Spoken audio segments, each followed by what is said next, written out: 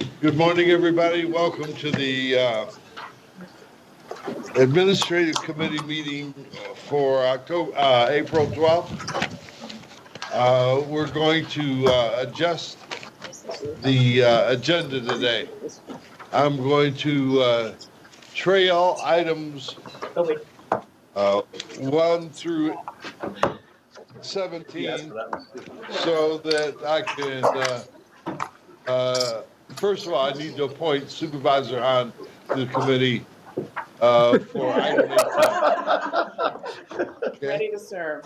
Then I'm going to trail the agenda, 17 items in agenda to 18, so we can get her out of here and the county of Los Angeles can get their money's worth. Right? Even though yesterday she was hanging out with Brad Pitt, I so know. well, what a come down! What a come down! Right? I had to tell him that his time was up. Oh my gosh. I had to like cut him. And it was like the most awkward moment. Mr. Nastri? Yes, sir. If we could move to item 18. Mr. Chairman, before we begin on item 18, can I make a brief announcement? We have a significant number of people here. We have an overflow room available in CC6. It's right next door. To those of you that would prefer to have a seat, feel free to go to CC6. And with that, thank you, Mr. Chair, and we can begin on item 18, appointing members to the South Coast SCAQMD Hearing Board. Denise? Good morning, committee members. I am Denise Garzaro, clerk of the boards. The current terms of office for the medical and 2 public hearing board members and their alternates will end on June 30th this year. An advisory committee appointed to pursuant to state statute reviewed 32 resumes, interviewed 8 candidates, and then recommended the top candidates for interview and a final recommendation by this administrative committee.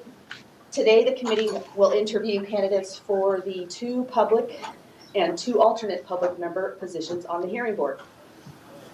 The medical member positions will be considered at a future meeting. Committee members have been provided copies of the candidates' resumes, and I believe have on hand the interview questions. If it pleases the committee, and unless there are any questions by the committee members at this time, we will start with the candidates for the public member and alternates. Yeah. First, What I plan on doing is going through and interviewing all the members, and then the committee will make a selection of the 2 regular hearing board members and the 2 alternates after we've heard everybody. okay, first is Mark Abramowitz with over 34 years of experience in the environmental field and most recently served as consultant to governing board member Dr. Joseph Liu. He is seeking appointment as a regular member only. Nothing regular about this. No, not at all. You're on mute, Dr. Burke. Oh, Can you hear me? Now we Yeah. can. I said I'm used to being with you at breakfast and not seeing you on television, but I think we have some questions by some of my colleagues for you. Thank you. Want to go ahead and do the first question? Go right ahead, Judith. Good morning, Mark. Thank you for making the application. You have been involved with the AQMD for many years as the board assistant to Dr. Luke. I'm just wondering whether there's anything in your past history that would present a conflict of interest with some matters that might come before the hearing board. I don't think so. Actually, I think that my experience will actually significantly help that. The hearing board serves as kind of an outlet, a pressure valve for folks that have difficulty coming into compliance with a rule or regulation. And since I was here and have a very good understanding of those rules and participated in the, watched the workshop structure and how the rules changed. I'm in a, excuse me, very good position to understand those and be able to use that experience in deciding the cases that come before the hearing board. Thank you. Someone want to take a crack at the question too? I will. Mark, what do you think is the appropriate balance between public health protection and the potential negative impacts on the business world? Well, the Is there a balance that should be? there is, and actually, a lot of that balance is actually set out in the health and safety code. And there are certain findings that the hearing board members must make, and they need to make all of these findings. The original findings that were there were actually clarified to provide a little bit more information on making that kind of balance. So it's partially a matter of following the law and applying the law to the facts in front of you, but it also is a matter of using good judgment.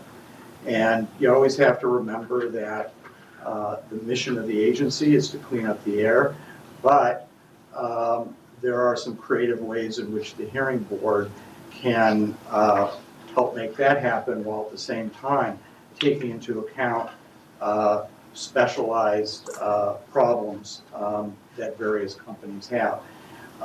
While I was on the hearing board the first time around, one of the members that used to represent a lot of large companies that used to come before the hearing board referred to me one time as Solomonic. That's what? Solomonic. Solomon. King Solomon, Solomon. Yeah. Oh, splitting the finding baby. the balance, splitting the- okay. I took that as a compliment for how I was handling my balance. Okay, thank you. Very good. Any other questions? I'll ask. So Mark, it's interesting, I was looking at your background and I didn't realize you were on the board itself, or the hearing board, back in the late 80s. So 30 years have come and gone, 89 to 2019. Technology's vastly improved. When cars were just starting, electrical cars, the EV, remember, and then they got rid of that, who killed the EV, et cetera. Even that wasn't 30 years. That was, you're right. So with the evolution of technology, evolution of different improvement in air quality in the district, what do you see as issues facing us today, 30 years later, versus the time when you are in the 80s, and how you can make an impact on this hearing board? Wow, that's a great question. The technology has significantly already improved the operations. It's great to be able to go online and watch it. I used to have to get little cassette tapes from the clerk in order to hear past things, and I got a special one that would make me speed it up, and that turned a 30-hour hearing into, 10 hours or something.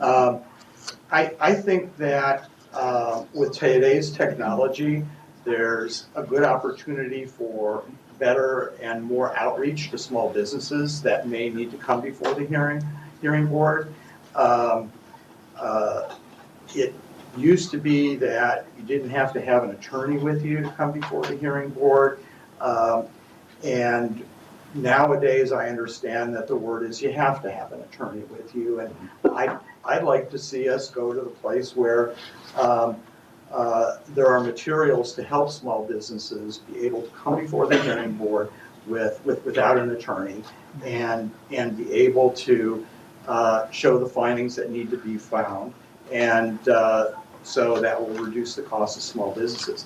One of the things that I did when I was on the board before, and while I was chairman, is we did a number of things that would, a number of changes that actually made it a lot easier for folks and cut the time that they would have their attorneys sitting in the room.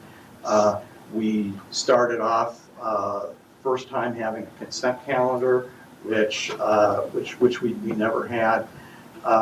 So, and I'm pleased that a lot of these things have continued on.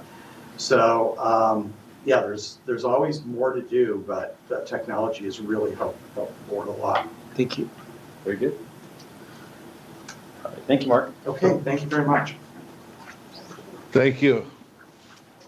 Next is Patricia Bird, the incumbent public member and current vice chair of the hearing board. Ms. Bird was first appointed to the board in 2010, bringing a diverse work experience of more than 30 years within the field of environmental and community activism in San Bernardino and Riverside counties. Ms. Bird is seeking reappointment as the regular member only. Welcome. I think that some of my colleagues have some questions for you. Go ahead. What do you think specifically in your very interesting background really translates to moving forward, our agenda of cleaning the air? Well, I think that, and I don't know what she just read, so I don't know what you have already heard. I don't mean to repeat anything, but I think that the primary impact that I had in working in the environmental field was when I was working in hazardous waste minimization for San Bernardino County, where I was immersed in this concept of pollution prevention. And in the 80s, that was like unheard of. People didn't understand that if we start on this end, we don't have to deal with the pollution on the other end. So I think that is what became the foundation for the way I viewed pollution in general, that somehow we need to stop it before it becomes a problem. In addition to that, I've done a lot of training that hasn't, and I don't know what the other questions will be, so I hate to get ahead, but training that has not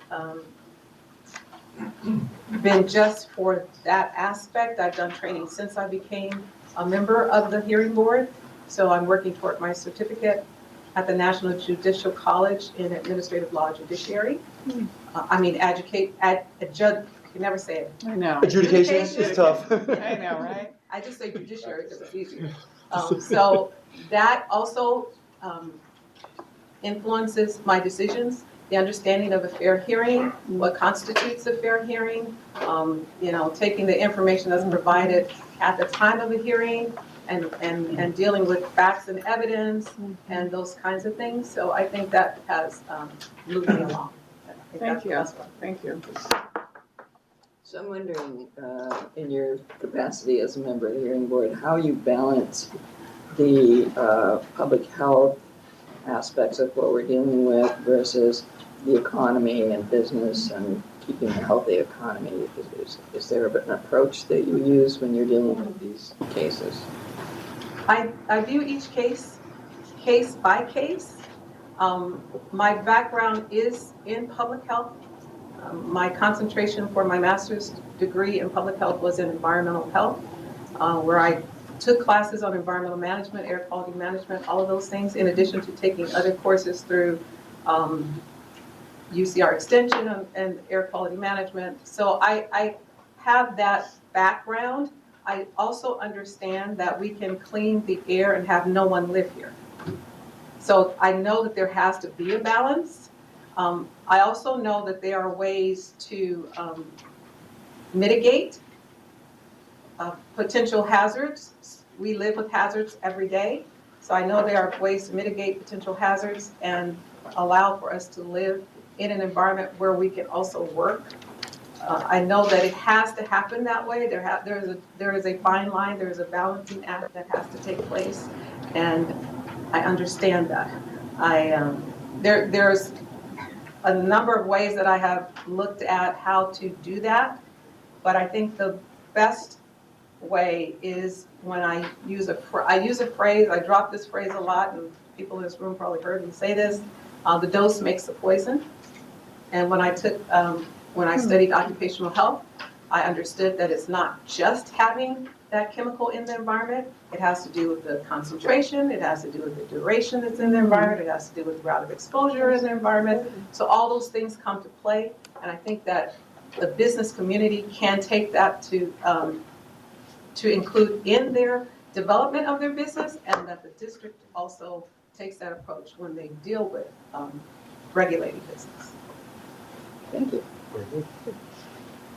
You've been on the hearing board for how long now? I'm completing my third term. Okay. As a hearing board officer, you had a chance to evaluate the system. For example, yesterday I was in an administrative hearing before an administrative law judge on a Bureau of Automotive Repair case. How do you see the system as it operates now? Is there any way you would say, wow, even though I'm strung by the rules of administrative procedure, adjudication, et cetera, how can I make this better and more easier for individuals and companies to come before me, so it's the whole system's facilitated for everybody?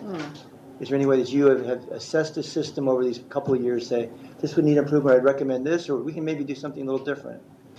I think we go through a constant evaluation on the hearing board because things change and we see them as they change. When I first came, the chair of the hearing board gave me a task to take the variance petition and to amend it however I saw fit and bring it back, which was a good exercise for me because I got to evaluate the entire process as to when the clerks take in the petition, who enters the information in the petition, follow up on the petition, and I made some recommendations on that. One of the other things that has happened since I've been on the board is we try, and as I said, it's a process. It's continually changing. We try to come up with ways, for instance, for the public to be notified in high-profile hearings. So we do get speaker cards from that. So we have amended the speaker cards so that people can put information, their contact information in the event that they want to be contacted for the next hearing, and then the clerk will take that information and put it in a database, and so we try to do that. Most recently, we amended or we evaluated all the hearing board rules for our guidance manual and made decisions to update things based on that, because things are constantly changing. I mean, there was a time when we used fax machines. We don't have to put that on our forms anymore, the fax machine number. So it's an ongoing process, and we evaluate regularly, actually. Thanks. Very good. Let me ask one more thing. Sure. One thing that we recognize is that it may be difficult for small businesses who are coming before the hearing board because of the expense of that. Have you considered that in any ways that could be improved? Well, when small businesses come in, we actually bend over backwards, I might say, to accommodate how to handle what's going on with them. And there is a provision, for instance, in Rule 303 for the hearing board fees that allows for us to adjust fees if the request is made on behalf of business, or if it's inequitable or any way unfair, and we can have that as an option to adjust those fees. Okay. Any other questions? No, I think we're good. Thank you. Thank you.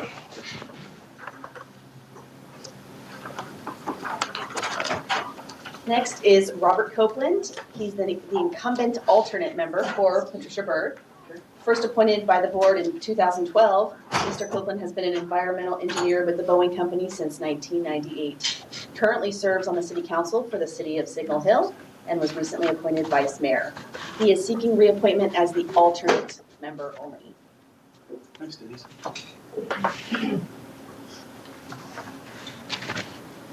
Should I start? Sure. We have a couple questions. Sorry, we're always taking notes real quick. I want to make sure what you're going for. Okay, I wasn't sure I was supposed to just dive into it. Yeah, they stick me on the wall. But thank you for coming today, and it's unusual for someone to just apply for the alternate position. Why did you do that? Well, so I work at the Boeing Company. It's a full-time day job, and I really enjoy my full-time day job. And so when this first came up years ago, I think it was in 2012 when I first applied, the alternate spot seemed to work. It seemed like a way to, kind of do some additional public service. So it seemed to fit. And I enjoy the experience, I enjoy working at the district like this, so that's why I continue to apply for it. And you, Alternate spot. you've since added to your public service, right, by getting on city council? Yeah, I am on city council now and serving as vice mayor, yeah, and that's, Very good. so I got a lot of public service now on my resume. I enjoy it, yeah. That's absolutely great. My colleagues have some questions Okay. they'd like to ask you. Great. Let me say that you work for the Boeing Company. Right. And so we often have the Boeing Company here talking to us about matters that are going to affect them. Do you imagine that you might have some conflict of interest items that come up, maybe not just with Boeing, but with other companies that you deal with if you serve on the hearing board? So, I mean, yes, there would be a conflict if I sat on the hearing board and Boeing came before the hearing board. So I would have to recuse myself and we'd have to arrange for, I don't know, the alternate to serve in that spot. As far as other companies, like maybe suppliers, is that what you're referring to? Or companies you deal business with, you have business with? That's actually an interesting question. I wouldn't feel that there was a conflict of interest, but I guess if a supplier came in that was a huge supplier to the Boeing company, it might be something that I have to consider and maybe figure out the right authority to talk with and make sure I don't have a conflict. But, So I think a good follow-up question to that would be, should there be, and how do you see it, a balance on what we do between the public's health versus industry and business and the economy? yeah. What's that balance? So the job of the hearing board is to really help interpret the rules and then make sure that companies can, get back into compliance, right? And I think working at a big company and being involved with environmental compliance, I have a lot of experience and kind of know-how in how the people who are coming in front of the board can do that. And it has to be calibrated a little bit. A mom and pop shop might not have the same opportunities to get into compliance as a big company, right? So you do have to calibrate that and kind of think about, hey, what are their resources and what additional help do they need? What are the other considerations? But I do think the primary goal on the hearing board is to make sure that the rules are followed, and I think that that's kind of neutral. That's not benefiting industry. It's just to protect the public, the mission. Thank you. Yeah. Very good. Vice Mayor, is it Mayor Pro Tem or Vice Mayor? Vice Mayor. Kind of like the Mayor Pro Tem, Vice Mayor, something about the vice. Every city does it differently. They're all different. So you've been an alternate. Have you had, two questions, have you had a chance to participate in some of the decisions? And if you have, tell us in those decisions you have had a chance to participate in, if you've, that maybe stand out in your mind. Maybe others, where maybe you felt I had a chance to really make a difference here, where everybody kind of won. That air pollution was reduced, and the companies, they realized what they did, they're going to correct it, and reduce the fine or something like that. Everybody wins in this situation. Mm-hmm. Can you tell us about some of those experiences? Sure. I think, and I was thinking about this beforehand, I think probably in the 6 years that I've been an alternate member, I've probably sat on 5 or 6 cases. So it's not a lot. You don't get a big opportunity to come up here and sit on a case. The most memorable was for, I think it was for, I won't say the name of the company, it was for a trash disposal company in Orange County, and we actually went on site to the neighborhood nearby where the disposal company was and sat there for, all day and listened to the residents come in and testify and really just hearing their concerns. Now, the decision wasn't made that day, so I didn't get to make a decision on that case, but I felt like the ability that, hey, I was listening to these people, I was taking notes, I was being responsive and asking questions and that sort of thing. That was a big experience for me to kind of feel what all these residents were feeling as a result of the trash handling facilities operations. So that was impactful. Thank you. Does that answer the question? Yeah, it does. Yeah, it does. Okay, great. Want to join me for a refinery committee hearing? Not ready for This is a that. long one, this is what he's talking about. Go to Torrance. All right, any other questions? All right, Okay, I think we're good. Thank you. thank you very much. Thank you. Thank you. Thank you for your testimony.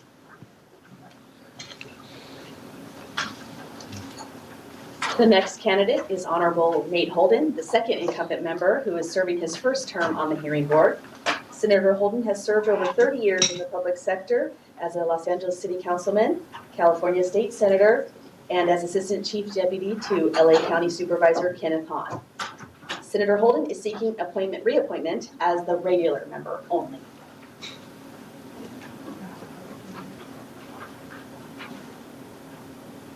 Thank you. Thank you very much for coming. Yes, I'm up here on the wall.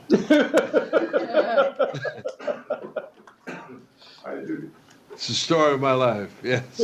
I think that my colleagues have some questions they'd like to ask you today. Very good. Yeah, go ahead, sir. Senator, I of course had real experience because I appeared before the hearing board on an issue in one of the cities that I represent, Paramount. It's the first time I ever appeared before the hearing board. It is a bit intimidating, just to let everybody know. But afterwards, you know, I heard from my community members that they really felt like you understood, they said for the first time, the plight of the community. And they really felt like you heard what they had to say. So I saw that too. But I was just wondering, just for our interview here, your resume is pretty impressive. Maybe you can tell us what in your background or what in your experience, you know, makes you a good hearing board officer, but maybe also helps to facilitate the process that we're trying to do of balancing clean air with our business community. Thank you very much. Let me just say that I've served 3 years as a board member hearing officer. I recognize the fact that what's required to perform your duty in that position, your education and experience, your training. I hold a BS degree in applied physics. Oh, no. I have a master's degree in systems engineering. And as a legislator, I introduced more than 70 bills that became law, many of them addressing the issue of nitrous oxide. For example, Senate Bill 13, which I introduced, designed to provide for catalytic converters to reduce the efficiency of the engine. NOx. We also supported legislation I did on the forefront, requiring automobiles to be sold in the state of California to have low emission of pollution. Right. So I was at the advent, at the beginning of the program of cleaning the air in the state of California. And what we did in California was use an example by other communities to clean the air. I also served as on the transition team of the Attorney General of the state of California, Environmental Justice Committee. So I've been on this issue for a long period of time. I hold also. You know, Senator, you know, I'm not as old as you, but I'm close. Close. We've been friends a long time. So, you know, this resume is beyond impressive. It is. It is. But Ms. Hahn's father was going to demonstrate the prowess of the catalytic converter that Senator Holden had pushed the bill through. That's right. Yeah. So what happened was they made the mistake starting the car on a grassy knoll. Oh, no. I forgot. And the grass caught on fire. The grass caught on fire. Press conference. Yeah. So there's no question that we owe a great debt of gratitude to Senator Holden, but we also owe a debt of gratitude to the fire department. I forgot. Oh, you remember that I didn't mean experience? to interrupt, Senator. Didn't mean to interrupt. The press Well, that incident occurred because we were demonstrating the catalytic converter at that particular time. It was flawed. Right. It had adverse effect on the engines of the model cars from 1964 to 1967. And it was emitting more photochemical smog, not less. And it could catch fire, as we did. So what Supervisor Hunt and I did, we went into an area where there was a lot of grass, brought the fire department out to demonstrate so my other colleagues could see this had to change with improved efficiency of this converter. And set the bill on fire. So anyway, that's how we move forward in that regard.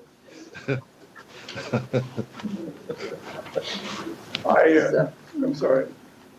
Well, I just, you can go on forever with your record. I just, everybody knows you and I are friends. I mean, that's the worst kept secret probably in Los Angeles. But I just think since you were appointed, I have watched the hearing board with even more regularity. Mm-hmm. And I think it's just like Supervisor Hahn said, you represent the people on that board. And I think that's been long overdue. It's not necessarily appreciated by some, but it certainly is appreciated by me. Me too. Okay.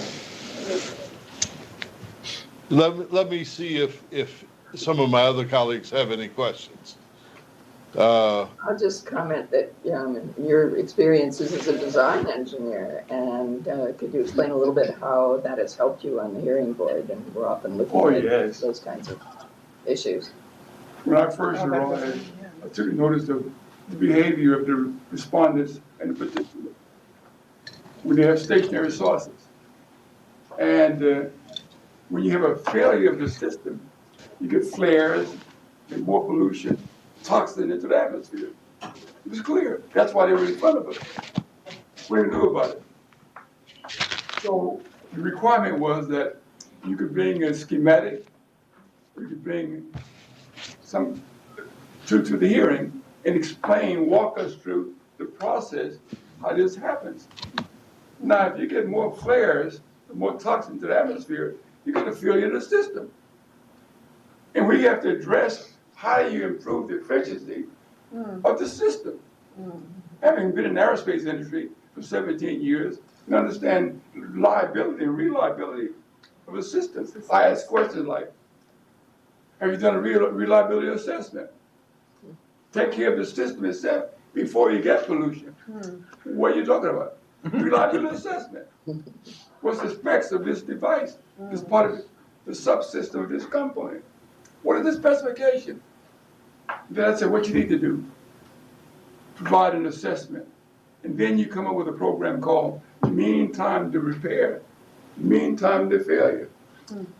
You have a better idea other than looking at the system. They walk around and say, I looked at it and see it looked okay. No. You got to have a more precise technical approach to make a determination whether or not the system is functional, going to operate, and you get an idea what part of the subsystem that fails. Right.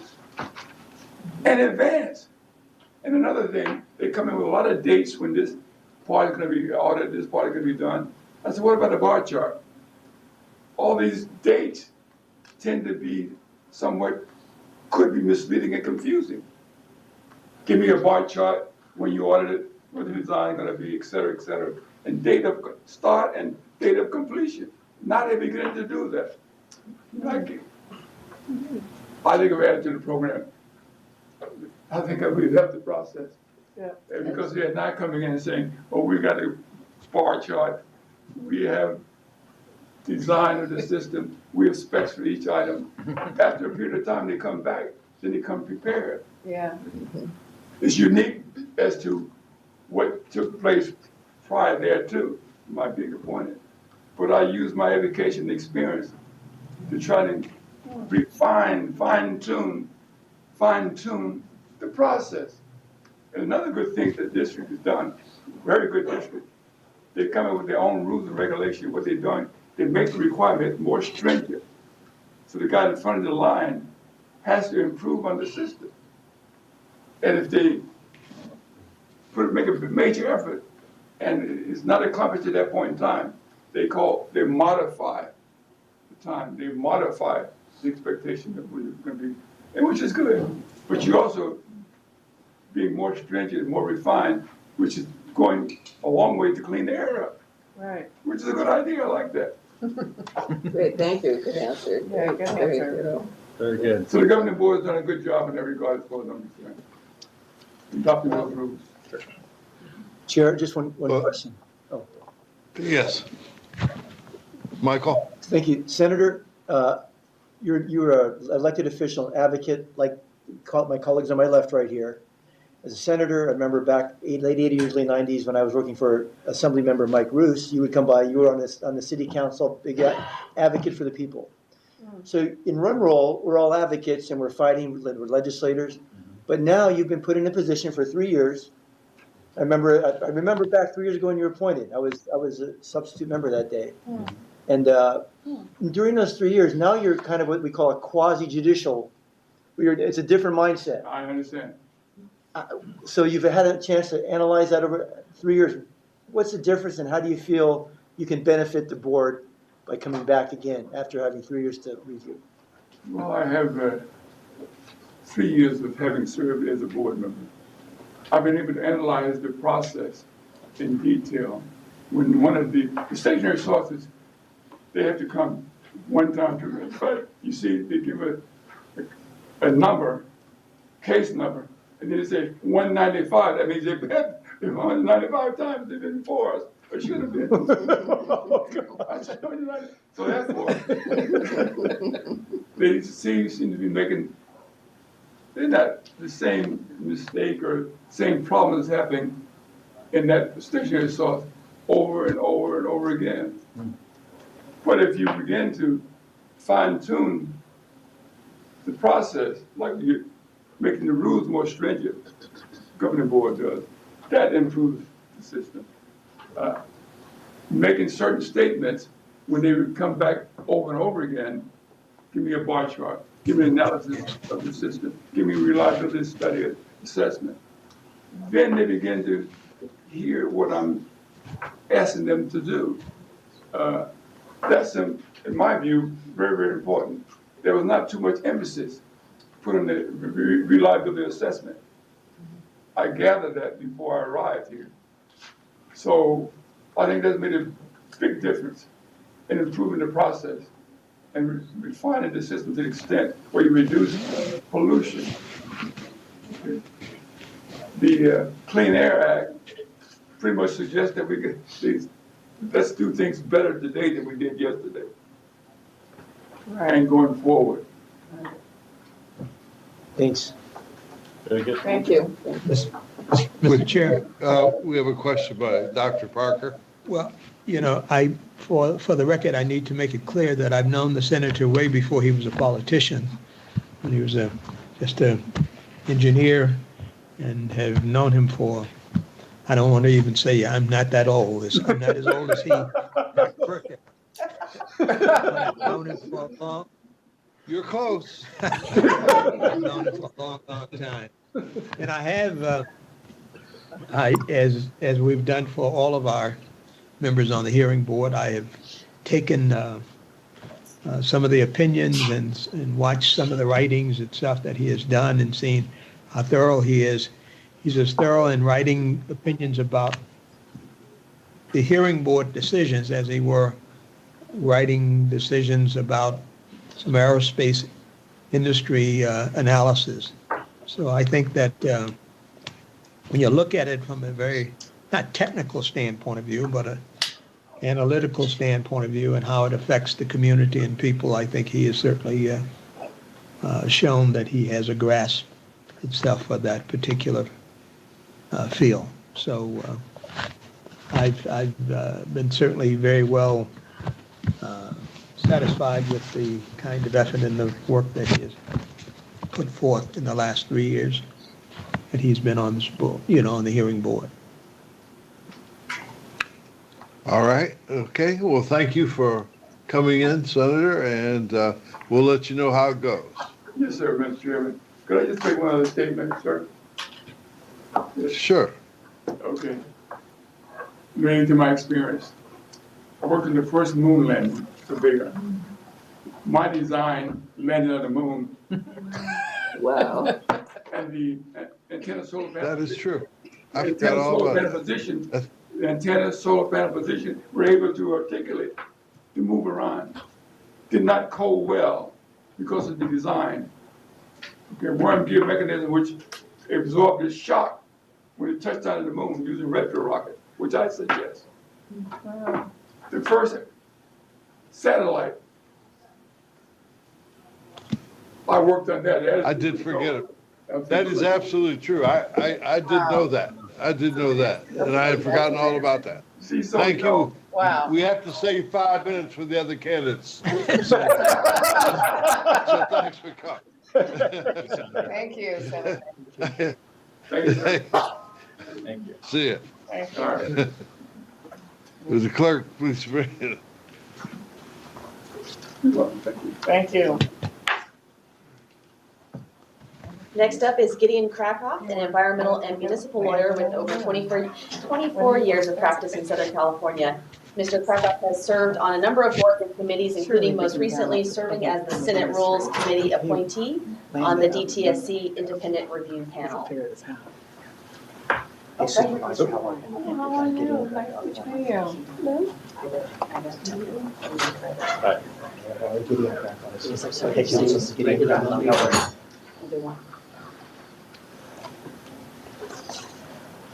All the candidates are in a green room there. It's like American Idol or Survivor or something. I've been there. Well, I'd like to welcome you to the interview.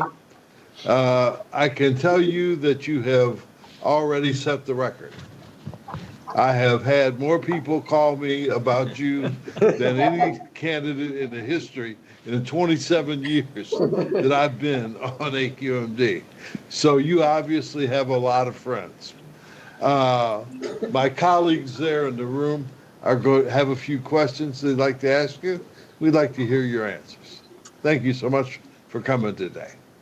Thank you, Dr. Burke, and I promise I won't take your phone number and call more. Hi, Dr. Parker. Good morning, Mr. Farco. Good morning. So one of the first questions we'd like to ask is, one of the real reasons for this board and body is to balance public health and business and to find that balance. And what do you see as potential negative impacts on business and the economy as we move forward, and how do you balance that as a hearing board member? Yeah. Thank you, Mayor. I think I bring unusual balance to this particular position. You know, I am a lawyer, and we'll talk about the public member position and the public service that I've done. We won't discount any points Right. over that. Not another lawyer. But in that job, I have very unusual balance. I'm one of the few lawyers you will meet, will sit before you, that's done a lot of work for environmental organizations like the Water Keepers, a lot of work for environmental justice organizations, all throughout the South Coast region. Labor, I've done a lot of work for labor, the service industries, the building trades, but also industry. I represented for 12 years a group, trade association of solid waste recyclers and haulers, very heavily regulated. Their facilities, the diversion requirements, their municipal contracts, stormwater, so I can see from their perspective what it's like to comply with all these darn laws, from the other side of my practice. And I've been able to balance that with credibility, with all parties. And there's been a few times when it's been difficult for me. But I think I'm always try to approach things with integrity. I always try to make arguments that I believe in.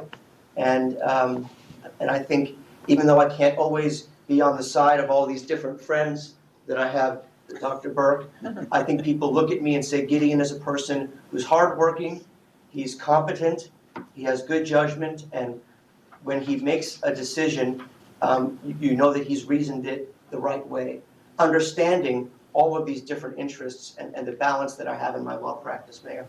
Very good.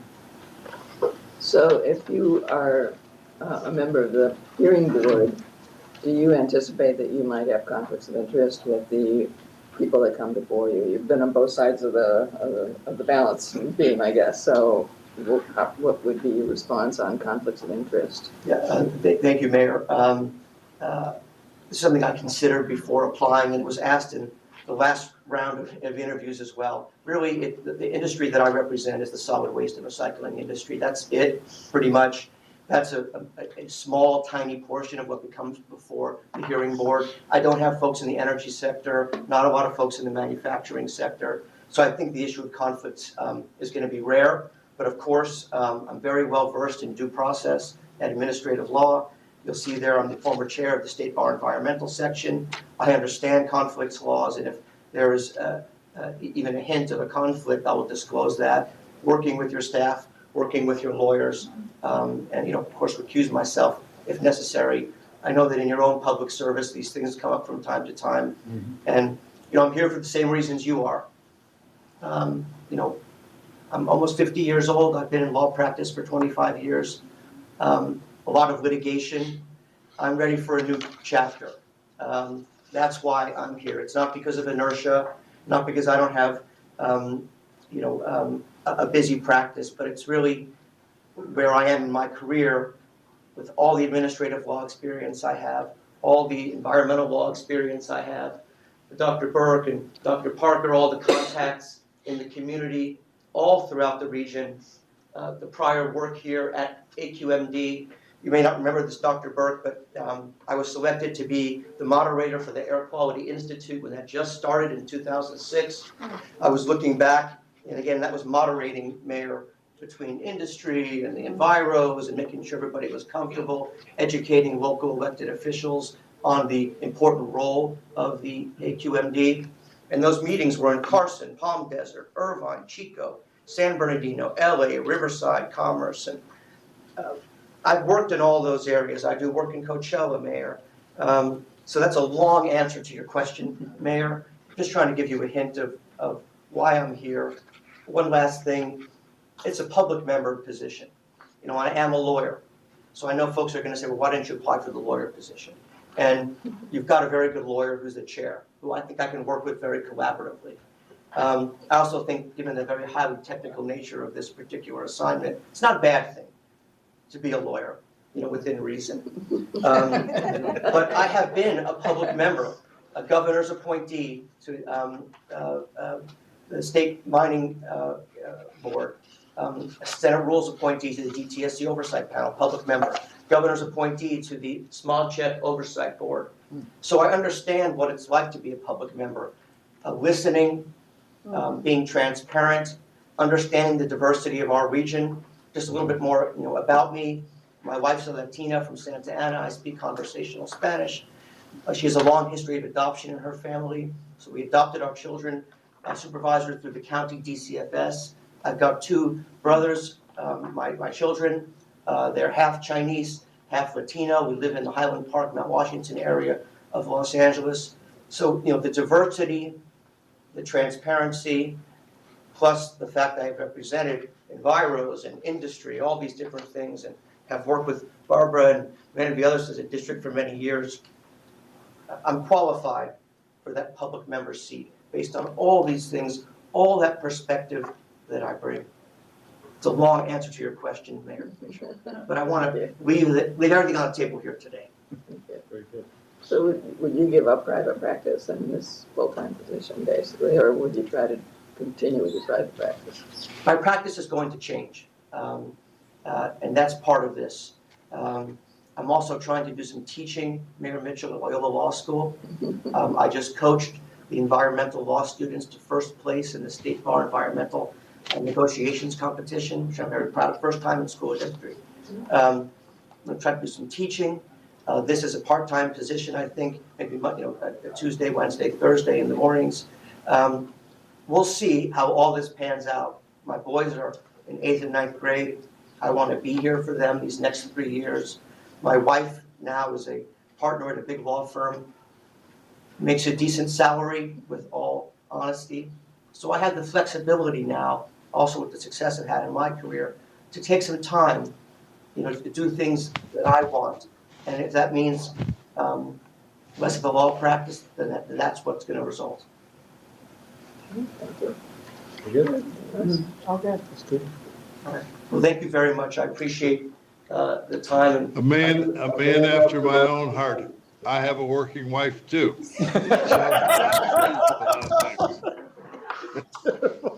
Thank you so much for coming. You do? What's her name? Thanks very much. I know. Thank you, Supervisor. Thanks, Supervisor. Thank you, Yes, nice to see you. Thank you. Yeah, so there's 2 public members and 2 public member alternates. Alternates. And then member too, is that what- That's the. That's not these. That's numbers, yeah. The next candidate is Fred Minassian, who retired from the district in 2018 with almost 32 years of service. He most recently served as an Assistant Deputy Executive Officer in the Technology Advancement Office, where he oversaw the agency's research, development, and demonstration programs and the implementation of the incentive funding programs for multi-sources. Morning. Thank you so much for coming. Thank you. Yeah, I'm the guy who's stuck on the wall. My colleagues have some questions that they'd like to ask you for our deliberation. Okay.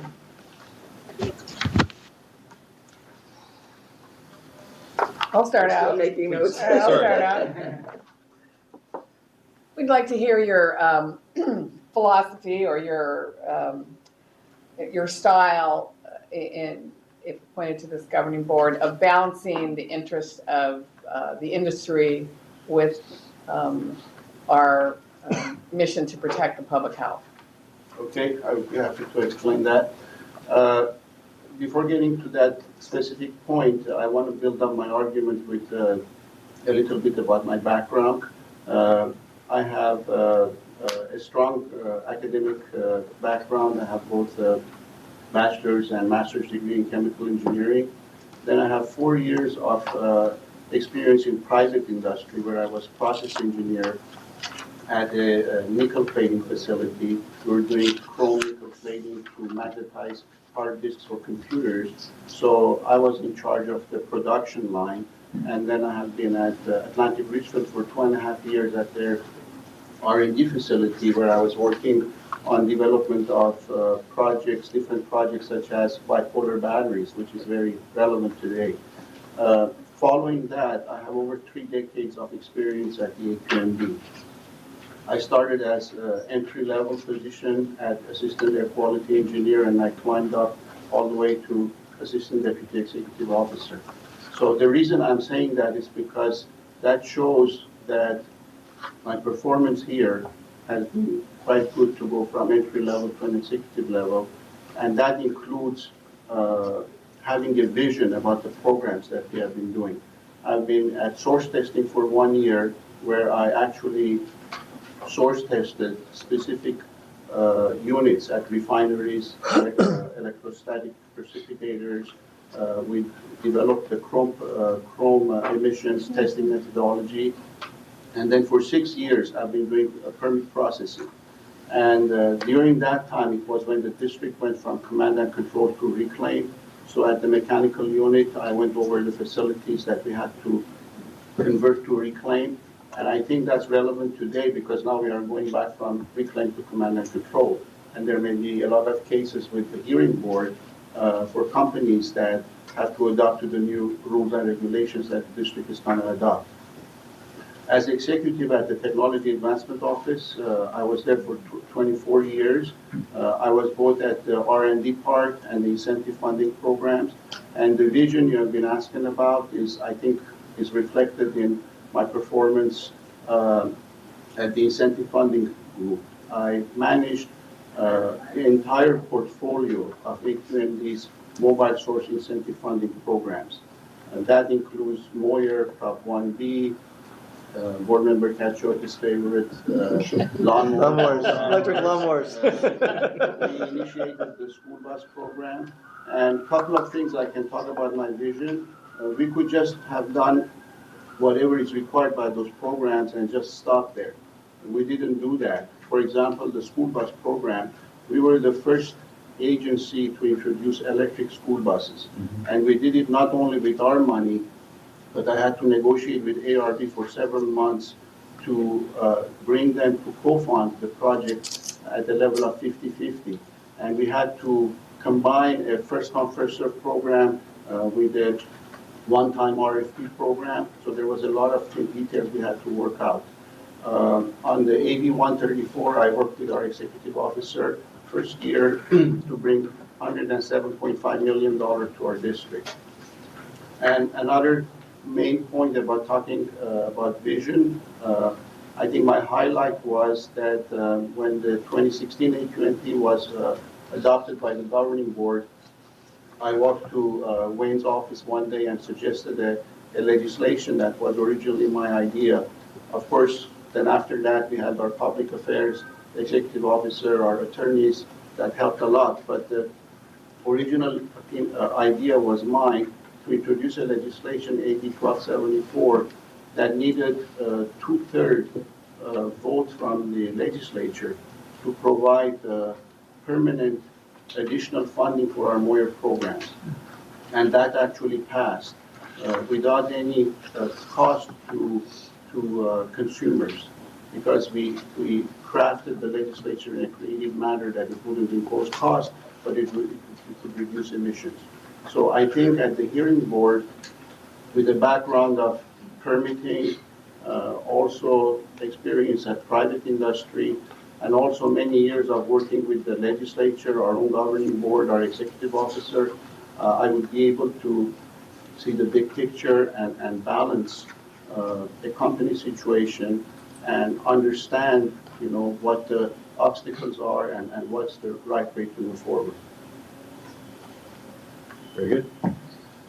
I forgot my question. It was a balance, it was a balance. Right. Thank you. Let me ask something too. You've been 3 decades here at the district, working in the district. And I'm wondering that because of that strong affiliation with the district, whether you think that when something comes before you on the hearing board, and that's going to basically be the district versus Mr. or Mrs. X, that you can remain unbiased because of your long affiliation with the district. Can you look at the party that comes before you and give them a fair shake before the hearing board? Sure, I think I can. First, I want to start by saying that 3 decades here, my passion has been the clean air cause and the AQMD. I'm still wearing this, but that's not being biased. We have to be working with the companies. I think the way actually the hearing board functions, the main purpose of hearing board is not to prosecute people, it's to find a balanced way through the various process to let companies come into compliance. My 3 decades here will not make me biased, but will increase my specific knowledge of the operations, of the permit conditions, of the situation a company is. And I will be able to ask the correct questions from a company when we have to determine the 6 findings that are required to issue a variance. For example, one of the issues is that due to the outside ability of the petitioner, compliance will cause closure of business. That's a very important thing. So I think I have very good insight of judging where a company will stand regarding that. The other finding point is that the company has to try curtailment before coming to the hearing board and asking for variance.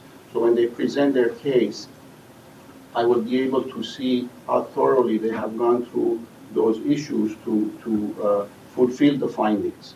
And my purpose here, again, which has been my practice for 24 years at Technology Advancement Office, hasn't been to be biased, has been able to basically find ways to help businesses, has it been through the school bus program, through the Car Moyer program, where we have helped companies to acquire lower emitting technologies earlier than required by rules and regulations, and also trying to distribute the funding in low-income and disadvantaged communities.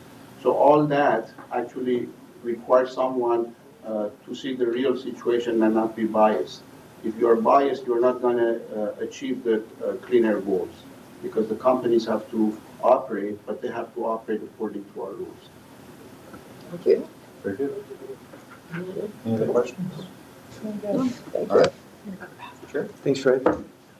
Thank you so much for coming in today, and thank you so much for the work you've done for this district for a long, long time. Thank you. I appreciate for being here.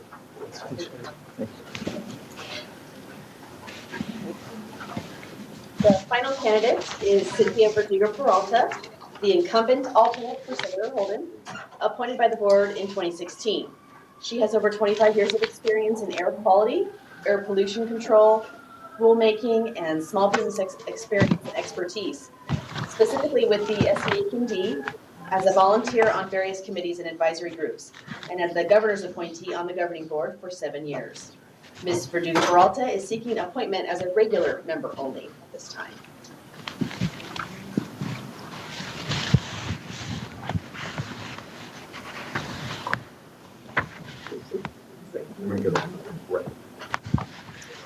Good morning. Morning. Good morning, Cynthia. How are you this morning? I'm fine, Becky. How are you, Mr. Chair? Fine. We'd like to thank you for coming in and doing this interview with us today.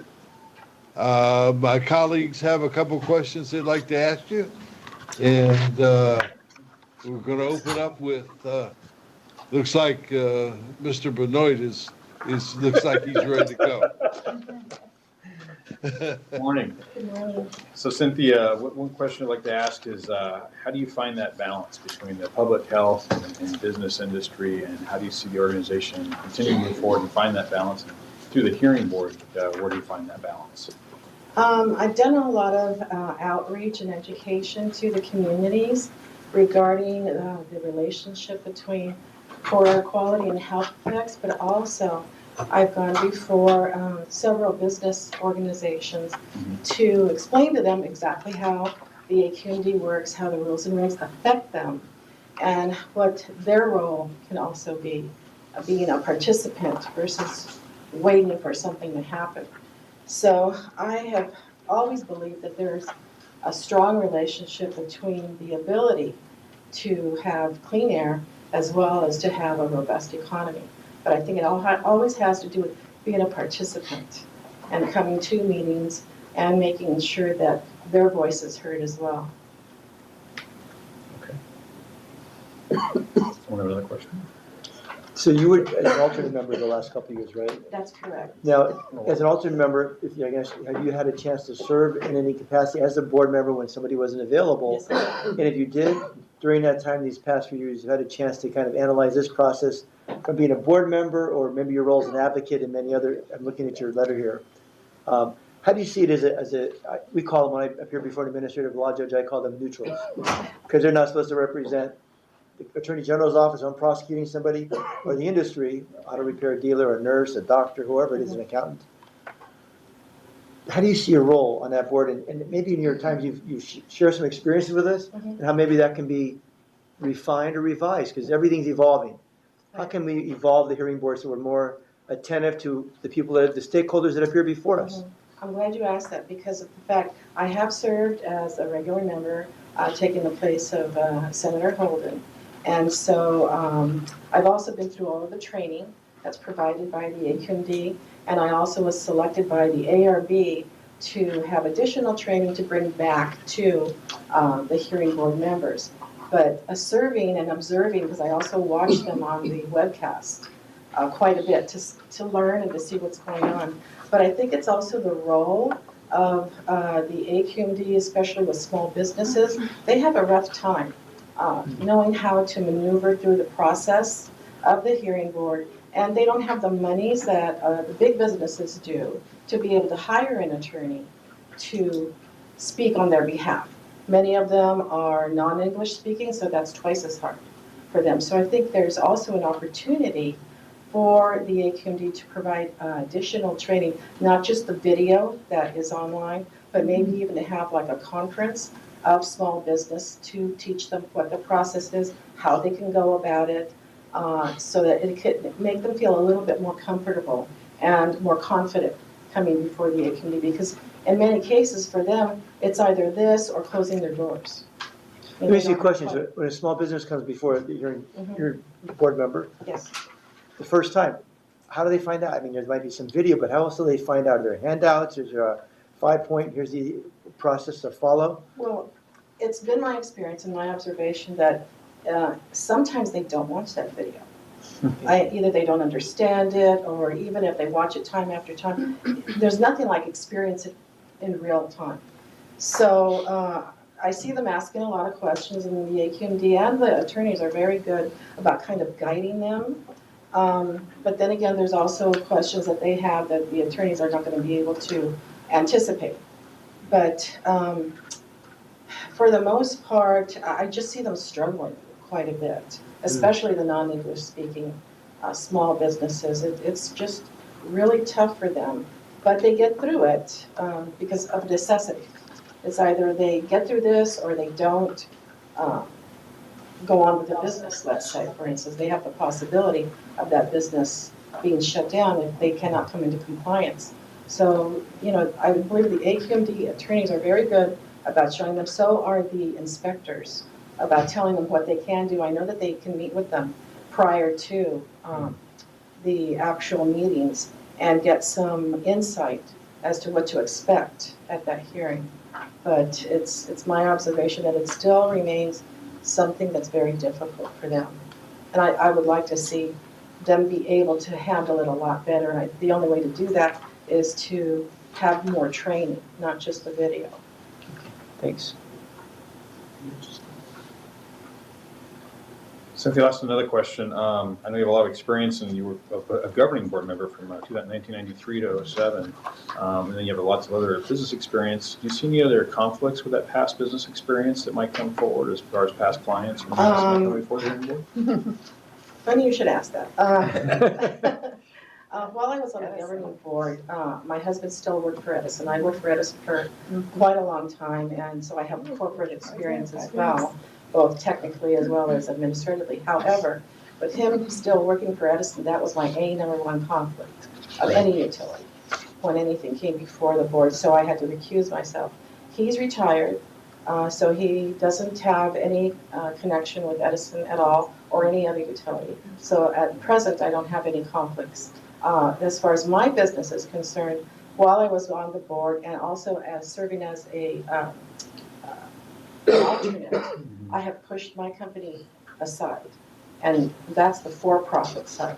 On the nonprofit side, I have conducted outreach and education to the community, so that keeps me out of the realm of being in conflict. I don't receive any monies from companies that have come before us, even though I might know about it. Like when I had the opportunity to serve as the alternate when the city of Pasadena came before us and their public utilities. That was really interesting because I did have the background of the utility, and for once I could finally actually utilize it. So it was fun for me to be able to do that. But that's what I normally do. If I have any conflict, which I haven't had in these past years, I always put that aside and just concentrate on the nonprofit versus the for-profit. Very good. Any other questions? Thank you so much for coming in and doing the interview. Okay, well, it's my pleasure. Thank you very much for your time and your consideration. Thank you. I do. So it's like you're always have to find out. Interest. Mine's not that big, so I've longer 5 years. Because you don't work somebody, doesn't mean you don't have financial interest. Absolutely have a financial interest. Would you like to take us Yeah, through it's terrible thing. the process now? Yes. If the committee would at this time deliberate and decide upon a final recommendation for the 4 positions, once you have decided on the 2 regular members, we also need to state which alternate will serve along with which regular member. So the alternate goes with the member. Correct. So we have 2, right, Right, if they want to be an alternate, yeah. right, that's, There you will. so we have 2 members and 2 alternates we're Right. choosing. How do you guys do this? And- You deliberate? Yeah. We How do we do just take a vote? I'll start by saying that I think we should keep Senator Holden on. He's just been very he's got a resume that's just unsurpassed by anybody. And he's been a good incumbent member for the last 3 years. So, I mean, that would be one way to start. That's the that easy to say, one. this Yeah, is the one we I want, agree. and then we can start filtering down. Right. At least that's how I would see it. I think he should be the regular member that we would keep on. I agree. I agree. I mean, again, I appeared before him, so I saw how he operated, but just listening to him today, it was even more impressive, his background and how he absolutely translates his experience, his education, his, experience into being a hearing board member. I agree with you. A unique experience Yeah. with his engineering background, Yeah. plus his service to public service. Yeah, it's a good mix. It's the ultimate balance. Just curious, so the hearing board members, how do we assess their performance? Is it just through word of mouth, or? You could appear before them. You were able to assess it, I was. but do we get like feedback from the entities that appear before them? How do, Wayne, I what don't do think we? that's ever happened. I was just curious. No, I was just curious. How do we, if people, they've been on for 3 years, because I know so the Attorney General's, we've here before the administrative law judges, about Right. 20 of them. Mhm. We talk among ourselves and we'll say, Yeah. these judges are good, or they really Right. support the other side. They never Right. report. Do we, is there any way to? I know, Mr. Caccione, I know I'm probably the sickest guy on the planet, but You watching them? I get it from watching them. Wow. Really? Now that we get that notice that comes up on your phone that says the hearing board meeting is about to take place, I just switch in and watch them from time to time and watch them operate. And every member on that board, just like the members on our board, have different personalities. Yeah. And they all interact in different ways. I've tried to stay out of the senator's selection because he is truly a friend of mine. And I've known him for probably 55 years. But they're based on the assumption that we all agree that he should remain. The second spot is something I'd like to speak about. Sometimes you do things and they have unintended consequences. During our last selection process, we appointed a gentleman who was a former member of AQMD and as the member, and Ed Cameronis as the alternate. And what that did was it changed what I viewed after I started watching it was the ethnic balance of the hearing board. And because there was no Hispanic.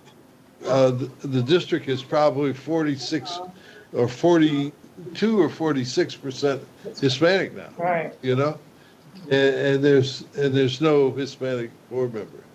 So I personally encouraged Ms. Peralta to apply because I knew she had the background to to fill the slot if we wanted her to do that. I'm not going to insert myself in this process. I just want you to have Too that late for that. as back. I said, too late for that. No, but I mean, it's, you know, it's just my view. Look, I'm just a member of the committee. I'm just one member on the team here. So I've probably had 25 calls Or get in. yeah, right. From everybody, from the former President Pro Tem of the Senate to the former mayor of Los Angeles has called me, and he's obviously a very impressive guy. Which one? I had never met him, but he's obviously a very impressive guy.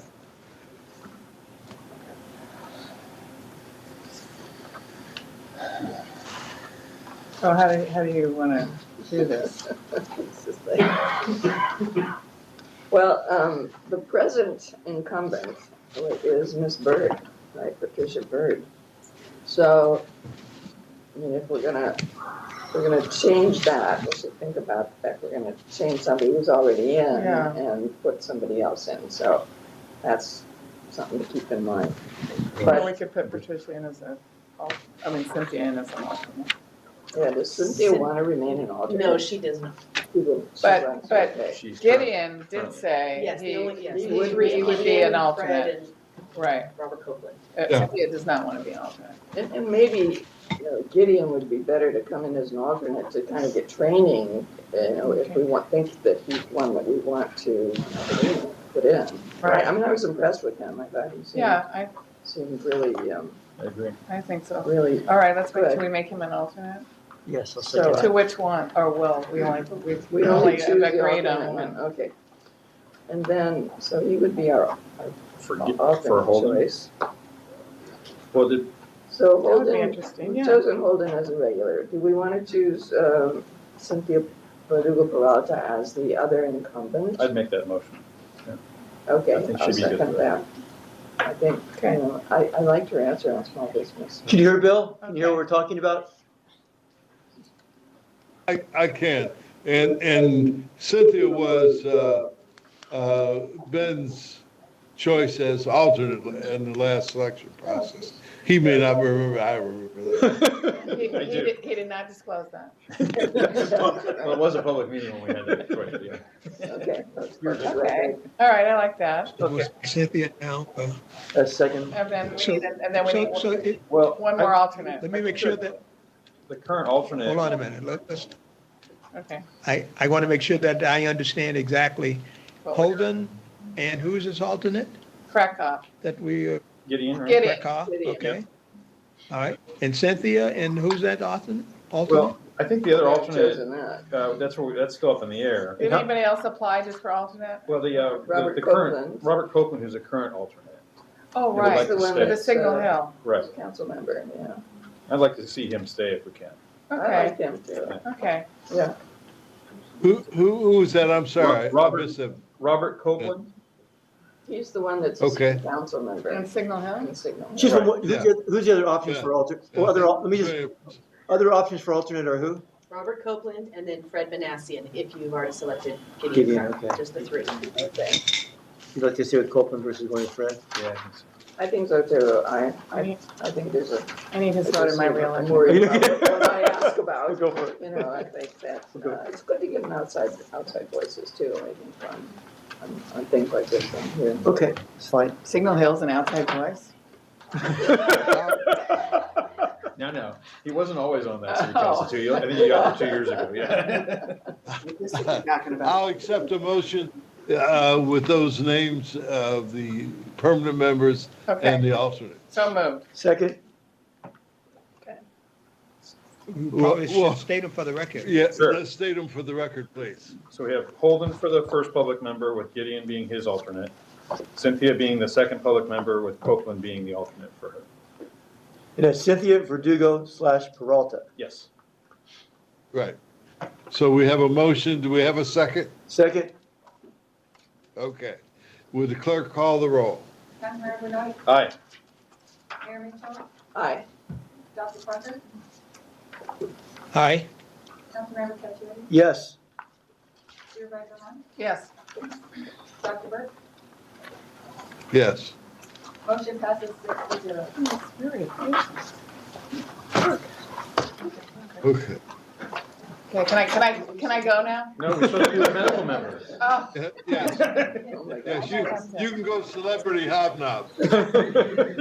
well, there is a TV crew out there. I have to do one quick interview for Inside Edition. Oh, boy, but This is all very, we're small peanuts. We're Right. small peanuts. This is all very embarrassing, I will tell you. Of all the things I've done in my public life and the big decisions I've made and the profiles and courage that I've tried to have, the one thing that has gone global was me cutting off Brad Pitt at the supervisors meeting. Because I was fair, you know, we have to call, you have to cut people off. Just another member of the public. You gotta be fair. Gotta be fair, But right. this has gone worldwide.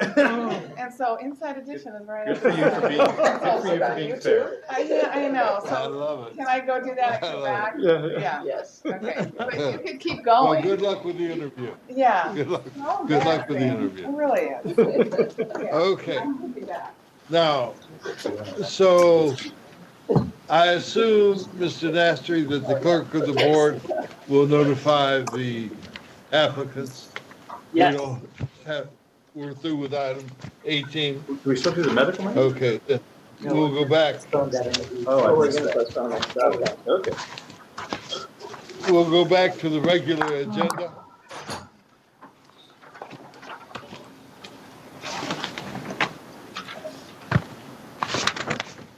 Starting with, we don't have, how about any travel, Mr. Nastri?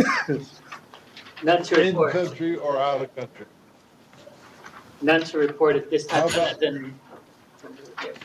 None Or to just report. by Sacramento trip. Yes. Okay. How about, board member assistance? Yes, we do need to move on that item. Councilman Caccioli has his assistants and their pay that's up for consideration. Okay. May I get a motion on item then, number 5 for Mrs. And also, Caccioli? and also, I'm sorry, Councilman Benoit's assistant as well. Oh, no, we cut him off. It's only $1, sir. Second. Who is it? Judy moved I it, moved it. I moved it. and I second. Michael Who are seconded. you putting on? Ben? I'm actually, Who are you putting on? it's Tom Gross from Southern California Edison, and he's offered to help me out. Oh, I know him. Yeah, he just retired, so for this first year, he's working for $1. So please have $1, sir. Okay, that's great. We have a motion and a second. Would the clerk call the roll on item Aye. 5? Councilmember Benoit, Aye. Mayor Mitchell, Aye. Dr. Parker, Aye. Councilmember Caccioli, Yes. Dr. Burke, Yes. motion passes 5-0. Okay, Mr. Fine. Good morning, Dr. Burke, members of the committee. Just very briefly, pursuant to direction from a previous administrative committee, we're coming back just to provide you with a list of reviewers for a previous RFP. This RFP was the study to look at the meteorological factors that have led to recent poor air quality. We received 6 bids. Currently, the proposed review panel is made up of 4 scientists, 2 internal, 1 from the California Resources Board, and 1 from Bay Area AQMD. Happy to answer any questions. Are there any questions for Mr. Fine? This item requires no motion. Thank you very much for the update. Ron, you're up to bat. Good morning, Dr. Burke, members of the committee. Ron Moskowitz, Chief Information Officer. I have some excellent news to report. Just a few weeks ago, we transitioned 100% of our email to Microsoft's cloud, and things could not have been better. Not only did we complete this project ahead of schedule, but due to the diligent planning and preparation of staff, we migrated the entire district in under 24 hours. Mailbox sizes were significantly increased from 250 megabytes to 99 gigabytes, which, as you know, is almost 400 times more space. District employees continue to express their gratitude on this improvement, and it's the first major step to moving to the cloud. Our next phase will be moving the entire Microsoft Office suite to the cloud, including Word and Excel, and we're scheduled to begin that phase in July. Our mobile app continues to gain momentum with users, and we just promoted it yesterday at the Earth Day event in downtown LA's Grand Central Park, where over 100 people signed up. Our Android version is set to start beta testing in May, and everything else is going pretty good. So I'm happy to answer any questions. I have a question. Dr. Parker has a question. I have a question. What is our record retention policy of how many years do we keep old records? Well, it varies depending on the type of record, and I think maybe Council can. So, yeah, Dr. Parker, we're required by the government code to adopt a records retention policy and not destroy records except pursuant to that policy. The board has adopted a record retention policy. Some records actually are kept permanently, such as permit files. Others are destroyed after a period of time. The most common period of time for destruction is 7 years, and there are other categories besides the permits that are kept permanently. If you'd like, if anybody'd like, I can provide a copy of that record retention policy for you. The reason why I asked that, when you were saying that we now have storage in the cloud for 4 times the amount that we've had before, does that mean that we're going to be keeping more records longer? Exactly what? Which means then that you have a greater responsibility once you establish a record retention policy you can't change it coming down.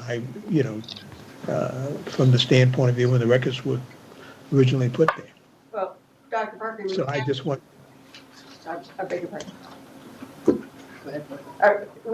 The board can change the record retention policy if it's desired, but I don't think this increase in storage capacity should affect what people keep over the long term. Ideally, the departments are supposed to be reviewing their records on occasion and making sure that they do destroy the ones that are beyond their retention date. Dr. Parker, if I could add, a number of times I get notifications from various staff that they are no longer able to receive email because their storage is full. And so by increasing the amount of 400 times, we hope to not see those kind of emails, and critical emails that we may perhaps not have been getting will now be getting. So it's something that really is a significant achievement to be able to increase that capacity. We believe this will really increase our overall efficiency. Absolutely. You see, Wayne, I'm just the opposite. I use that as a tactic, not to answer people. Is that why you're still on AOL? Yeah, man. Do you have any? You through? Are you through? Okay. Ron, I also wanted to let you know, Dr. Parker can speak for himself, but I love the number of people that are totally signed up to speak on the little thing, and the number of people on the item work perfectly at the board meeting. So that's another great to-do. It's been very helpful. Where's Mr. Alatorre? Right here. There he is. Okay. Yes, we have. Okay. Morning, Dr. Burke, committee members. We're getting back to committee based on the direction of the board. The board gave to staff last week at the governing board meeting. We have begun to reach out to companies that offer mass emergency and non-emergency notifications. Staff met just yesterday with Everbridge, who also owns Mexel, about the services that they offer. And they will be submitting to staff a cost breakdown. Staff has already reached out to other companies and will be meeting with them within the next couple weeks. Staff is also looking at using existing internal capabilities to determine their feasibility in helping us get notifications out. Staff will continue to research what other agencies do to issue emergency notifications and make recommendations at the next administrative committee.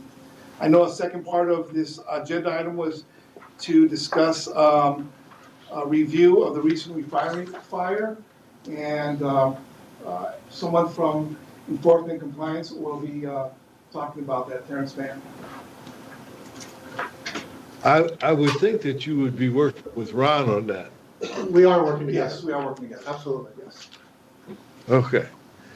I think that the purpose of this is obvious, but the alacrity that we approach the issue, I think, is very important, because what those people said at the hearing at our last board meeting is appropriate. You know, if you can get a message out about a lost child or carjacking in a neighborhood, we should be able to get out the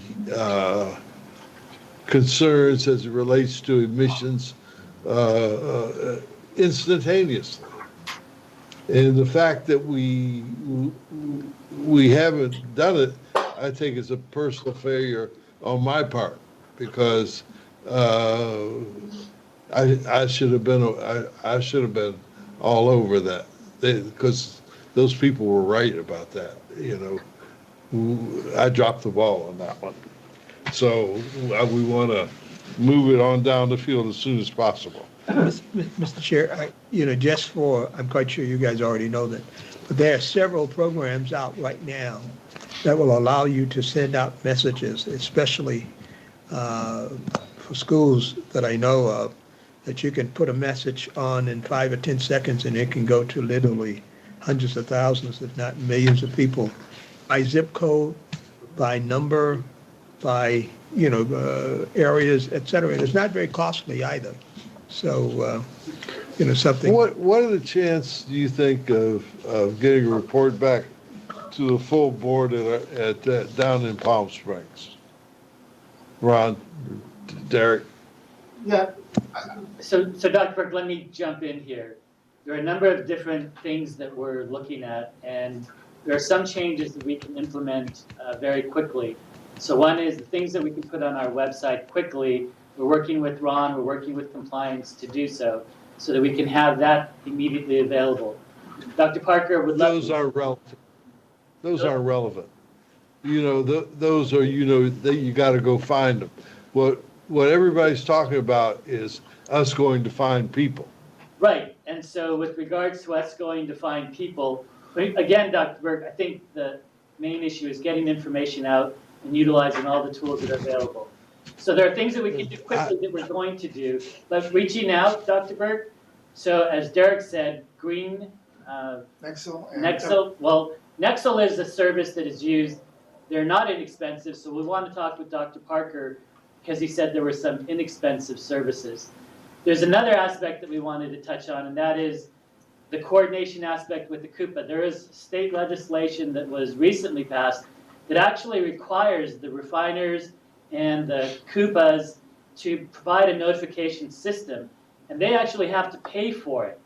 So we're trying to jump all over this in terms of where that is with the state. Our understanding is that the Office of Emergency Services was the lead in this, but because of budget deficiencies, Cal EPA is now jumping in. We will be much more aggressive in reaching out on this, still trying to take advantage of some of the other services. But what this really boils down to, Dr. Burke, is how do we respond to emergency information and how do we respond to emergency incidents? And so right now we're really going through top-down, bottom-up review of our whole emergency response procedure, including the deployment of people, the integration into Incident Unified Command, and the reporting of information, and how we coordinate all of that. And that's what I want to bring back to the full governing board.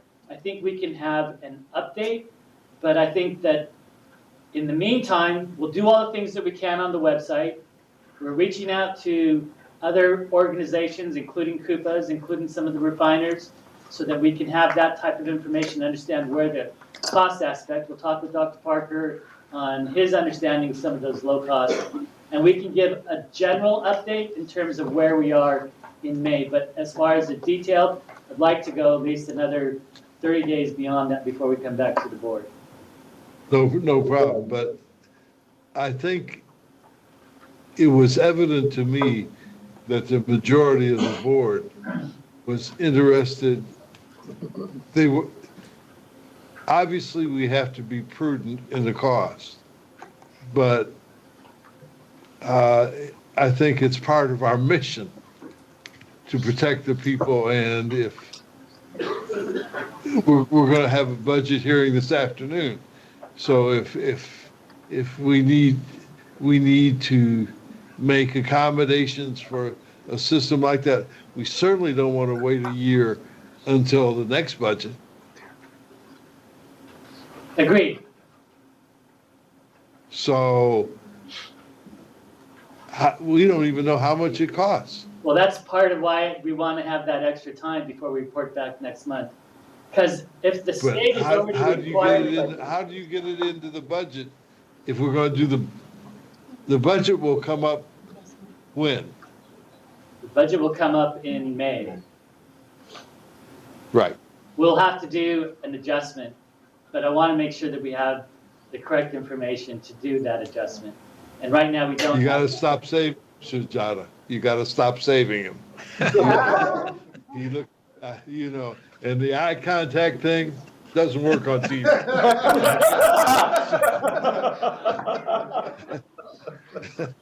Okay, well, okay.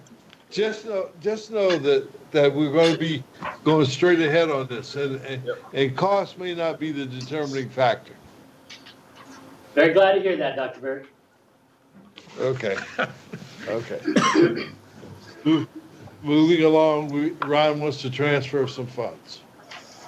Yes, this is a standard request to transfer funds in order to complete a number of application development projects, including enhancing our PeopleSoft payroll system and for our security portal that supports Title V and other compliance reporting needs. The funds are available in the budget, and I'm happy to answer any questions. How much you want to transfer? Did you say how much you were going to transfer, Ron? Yeah, the total amount is $524,050. Okay. I'll move it. Second. Move the clerk call the roll. Councilmember Benoit? Aye. Mayor Mitchell? Yes. Dr. Parker? Yes. Councilmember Kaczmarek? Yes. Dr. Berg? Yes. Motion passes 5.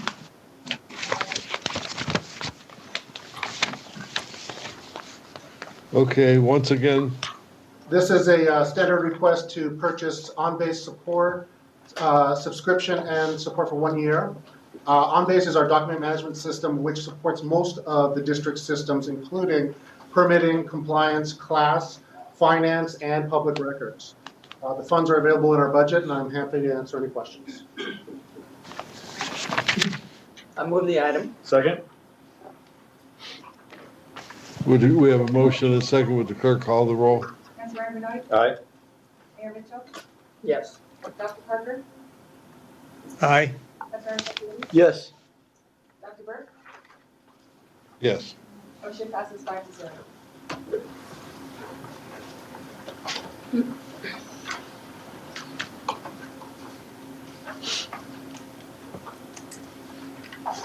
Okay.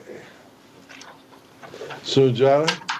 Yes, good morning, Dr. Burke, members of the committee, good morning. This action is to transfer the first of the 5 installments per year of $841,353 from the general fund unreserved fund balance from the health effects to the health effects fund for a total of, after the 5 years, it'll become $4,206,765. Happy to answer questions.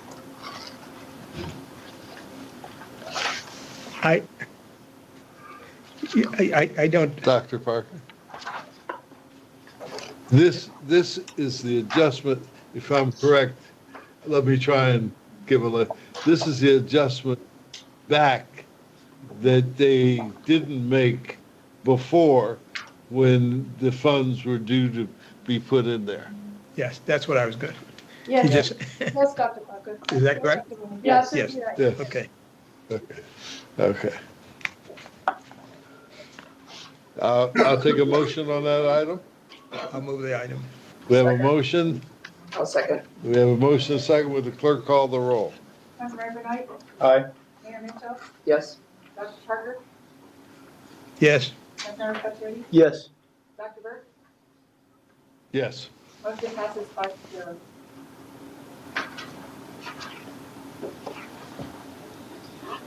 Item 12. Yes, Dr. Burke, this action is to approve board member consultants and board member assistants compensation for fiscal year 1920. It's shown in attachment A. Happy to answer questions. Can you explain to me what the change is? Dr. Luke. Yes. So it's just Dr. Luke coming Dr. on? Lou is vacant. Right. Oh, it's only one person. Is that it? Look at page 39. It's for next year. Right now, yes. Yes. This is for next Okay. year. This is for next year, Dr. Burke. This is for Got it. fiscal year 19. Thank you. Thank you. Motion, I'll move the item. Second. second. Clerk call the roll. Councilmember Benoit, Aye. Mayor Mitchell, Yes. Dr. Parker, Aye. Councilmember Patriarch, Yes. Dr. Burke, Yes. motion passes 5-0. Item 13. Wait. We're going to move this to the special meeting shortly afterwards, Dr. Burke. Item 14. This item, Dr. Burke, is to approve amendments to our procurement policy. It is mainly to revise the definition of businesses using low emission vehicles to businesses using zero to near zero emission vehicles to conduct deliveries to AQMD. Take a motion on that item. I'll move the item. Second. Do we have a speaker slip on this item? We're on item, yeah, that'd be for item 17, so no, we do not. Okay. Would the clerk call the roll? Councilmember Benoit, Aye. Mayor Mitchell, Yes. Dr. Parker, Aye. Councilmember Patriarch, Yes. Dr. Burke, Yes. motion passes 5-0.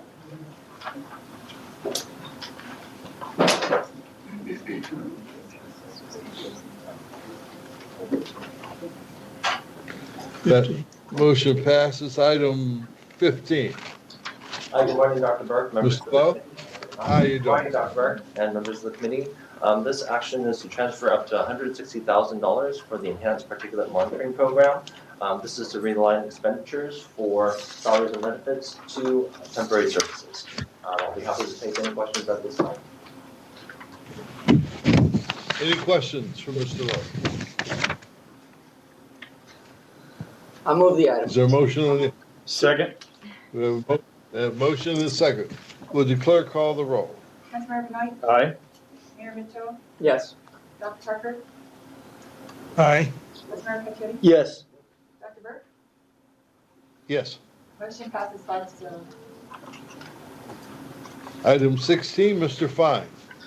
Yes, this item is for the committee's review and approval to replace Bill Quinn on the Home Rule Advisory Group with his replacement, Francis Keeler, who was recently hired by SEED. Happy to answer any questions. Where's Bill going? Is he retiring? No, he's now the president of SEED. He's what, I'm sorry? What's his title?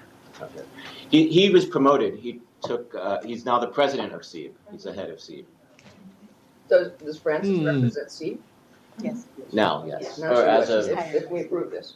Today. as of today, Francis Keeler now Okay. represents Seed. I'll move the item. I'll second.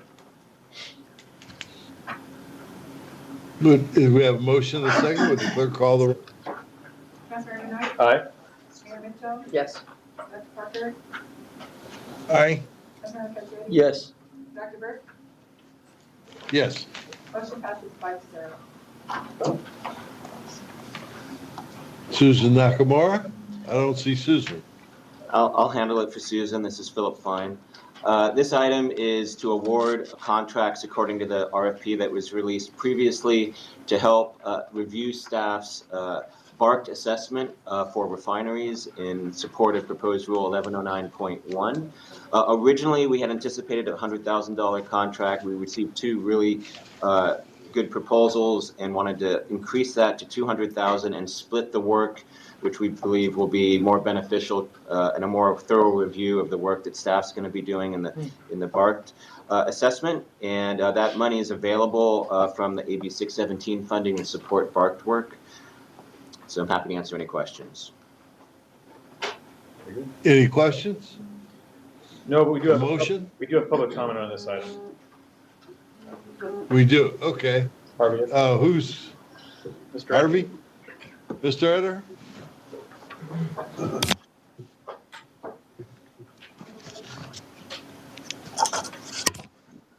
Say, Hello, my name's Harvey Eder. I'm speaking for myself. probably be here another hour.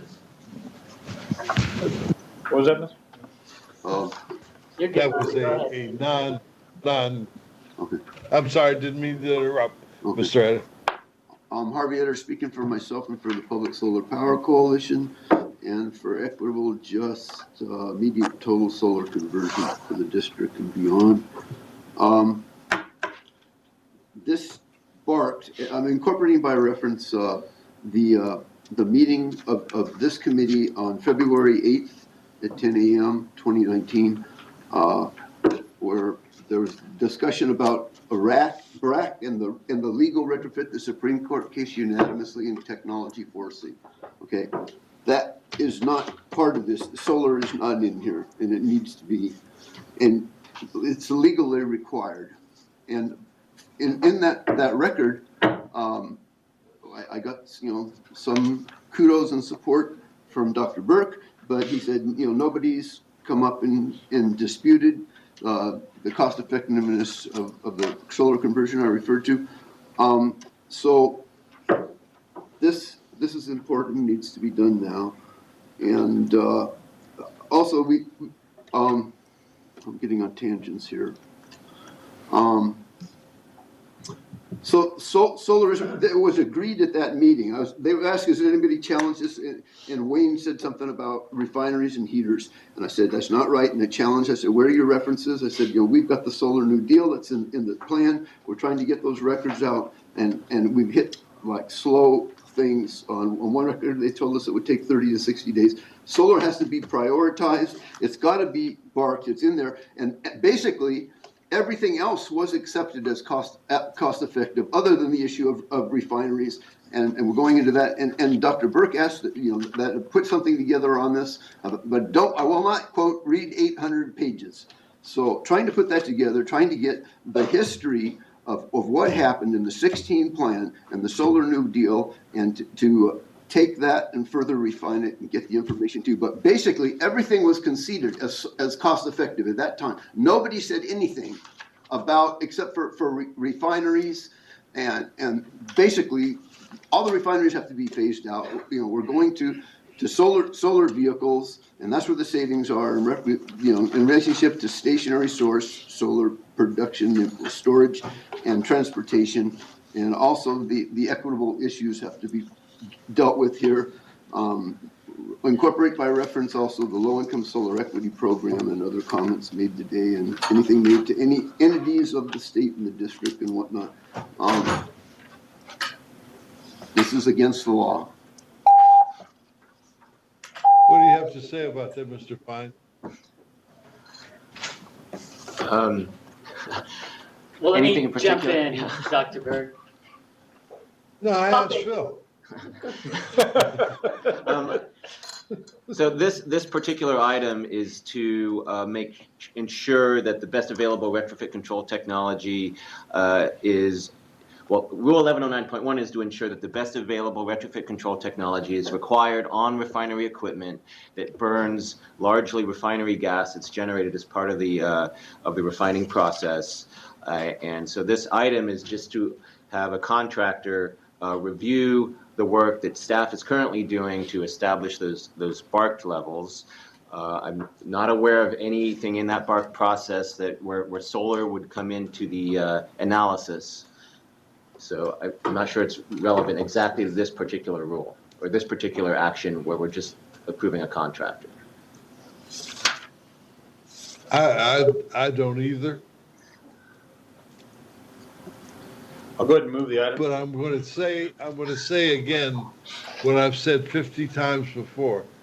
You know, I don't think we're giving solar a big enough play in our plan.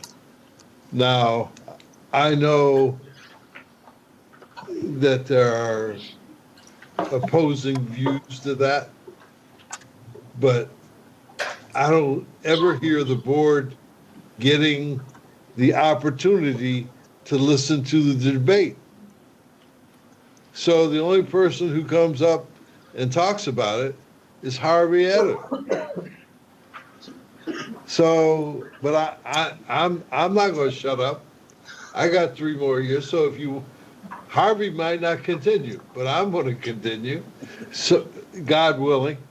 So, you know, at some point, somebody's going to have to explain to me why I need solar on my roof, but AQMD can't figure out a way to make it a methodology which is good for the district.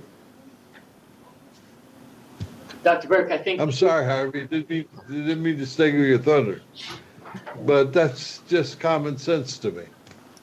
And we agree. Okay. Huh? Do you agree? Solar's good, and where solar is applicable, we should be using it. In this particular aspect. That's all. Yeah. But I only been here 27 years. I haven't seen you use it yet. How long? I'm not going to live much longer. How long do I have to wait? It's a rhetorical question. I got it. Rhetorical. Okay. I accept a motion on 17. Thank you for your testimony, Mr. Hedden. My apologies for interrupting you earlier. I'll go ahead and move the item. Second. Would the clerk call the roll? Councilmember Benoit? Aye. Mayor Mitchell? Yes. Dr. Parker? Aye. Councilmember Cassidy? Yes. Dr. Burke? Yes. Motion passes 5-0.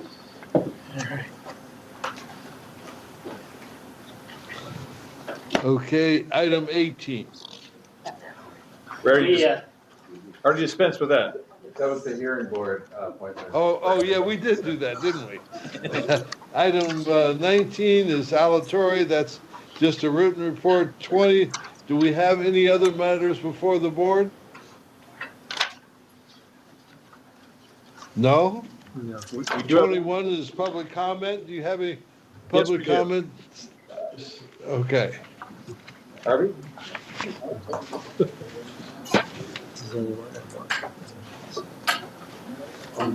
Finish this in time.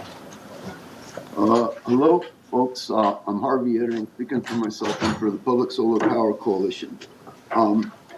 First, we put in a request for public records.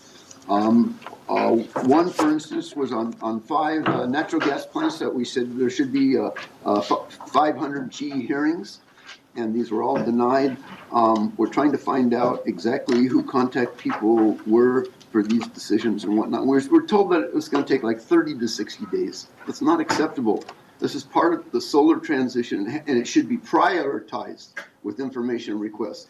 And all policy development with this district and CARB and the state. What's very important now is that the PG&E has gone bankrupt for the 2nd time in 18 years. It's underway right now.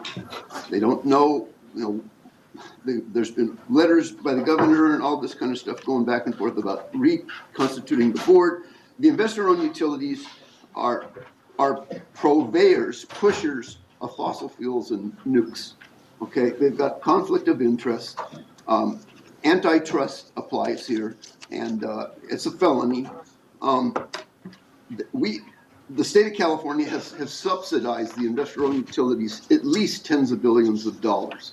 And there was a figure given to FERC in 15 by Commissioner Florio, the PUC, of 37 billion. Which, anyway, the Davis was negotiating, trying to get PG&E not to go bankrupt back in turn of the century, and said that it was going to be $2.8 billion for all of the transmission system and distribution for SoCal, Edison, and San Diego. So at less than $3 billion, we're getting $1 for PG&E system. The environmental consequences of the fires and the heating and whatnot aren't going away. Things are going to get worse. We've got to look into combined power and heat district, and with photovoltaics, heating and cooling system especially. So we paid for and bought the system. They're going, also Edison and these are looking at criminal charges. It was in the paper a couple of weeks ago so this is in the Times. So they're on their way out. We've already spent tens of billions of dollars on this. It has to be researched, maybe more, hundreds. And the state's got to get into it now. They want to set up a buying entity of the IOUs. Okay, we've got 20% public power, SMUD, DWP, munis, etc. And now we've got 20 to 30% from CCAs. That's all public power, and we should get together and organize and have this entity be right here with public power that's evolving now for equitable, just, immediate solar transition. Thank you. And this is an alternative for PCIA, which was not thought out 20 years ago. And anyway, that's a withdrawal to take care of the stranded assets and people. Go ahead again. Is there any other public comment? Nope, on that's CCA? There's no public comment here. That this would conclude the business before the admin committee meeting. The budget committee meeting is supposed to start in 2 minutes. So what I'm going to do is give everybody a 5-minute break. Let's start at 12:05. So give everybody what they need to do. Okay.